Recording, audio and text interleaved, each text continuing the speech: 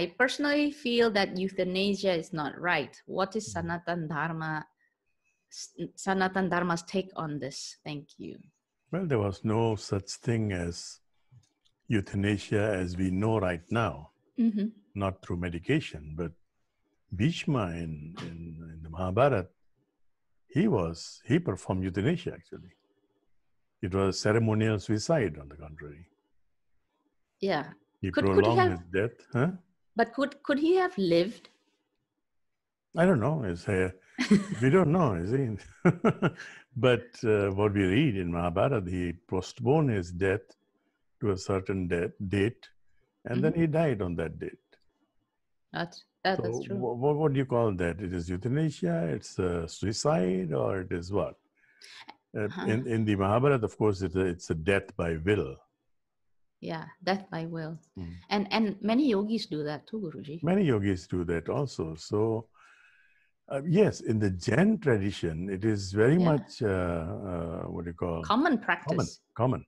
It's a common practice because for last 2,500 years, if the master sees that, not even the master, any Jain practitioner, when they see that the body is already weak and there are so many complications and they cannot be treated anymore, so they go for fast. And it's a gradual fasting.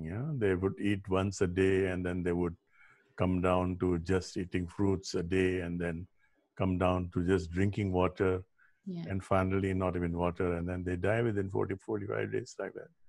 Yeah, they accelerate their death, actually. They accelerate, yes. Yeah. But does that mean this is done with full consciousness or not? With full consciousness. You see, the thing is, frankly speaking, if you ask me personally, I'm not talking about Vedas and Vedic knowledge and that, I'm in favor of that.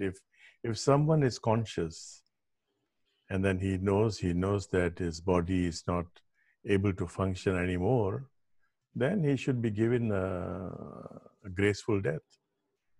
He has a right. He has a right to graceful death. With some people, especially elder people, like when you were saying that when they think their body is not really supporting them anymore and there's nothing really to look forward to in life, and so they have no more will to live. Is that wrong or not? How do I say? How can I judge? Rama Avatar.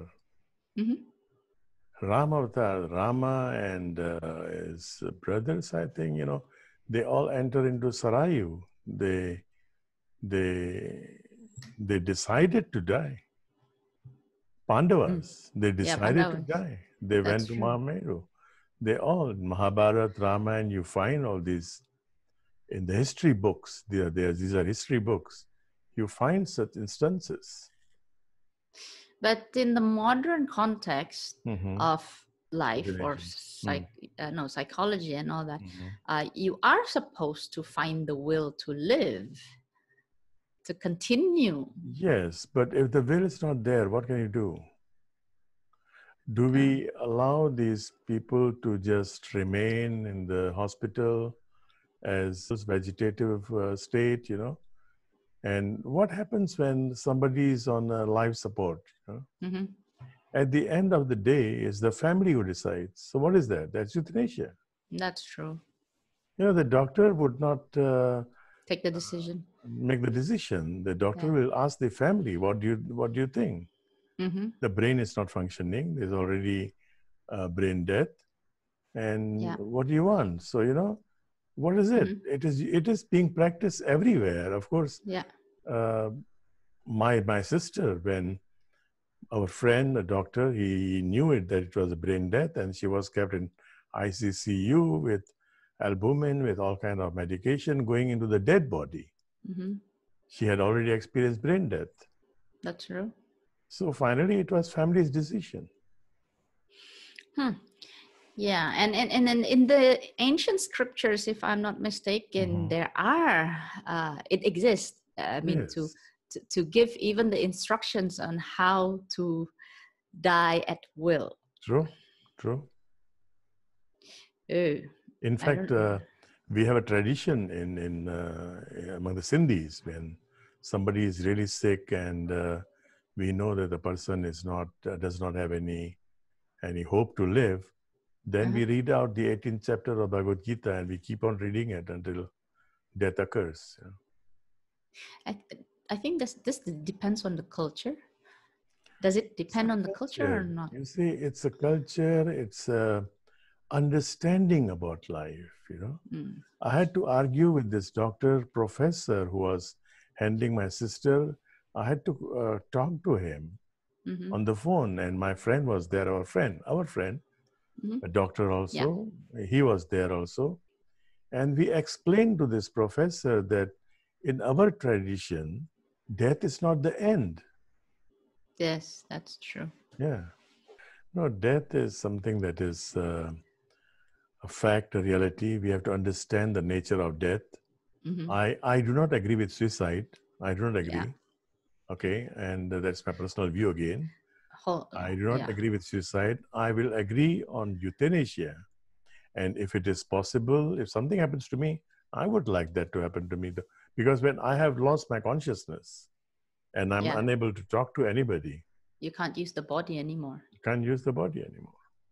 So suicide and death at will are two different things. Different things. Suicide is, you're so much materialistic that you feel that by committing suicide, you will have close the chapter altogether. You can, with the death of the body, everything is dead.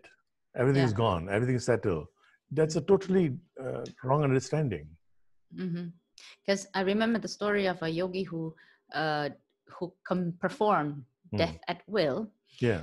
So what he did was he realized that, okay, my body cannot support this soul. Yes. And so what he did was he tied his legs to a big rock, and he jumped himself into Ganges, you know, and he realized that I don't know what to say about that. because even Dandamuni, if I'm not Dandamuni, the teacher of Alexander the Great, right? He did something, committed something like that also, but not tying his legs to a huge rock. But he did a similar way. And he was like being asked, why do you do this? He says, I still have lots of things to, lots of work to continue, but I cannot continue this work with this body. So I have to accelerate the death. Right. So that is that. Yeah, that is